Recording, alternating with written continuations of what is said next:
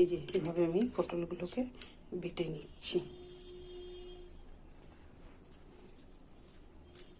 মাছ ভাজা বাটিতে করে যে তেল দিয়েছি,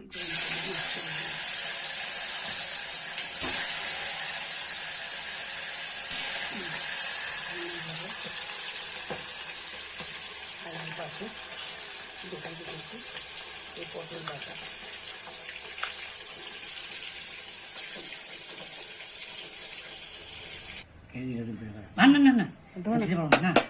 ঠিক আছে, এই যে পটল বাটা করেছি, পটল বাটা, এই পটল বাটা আর এই যে ভাত।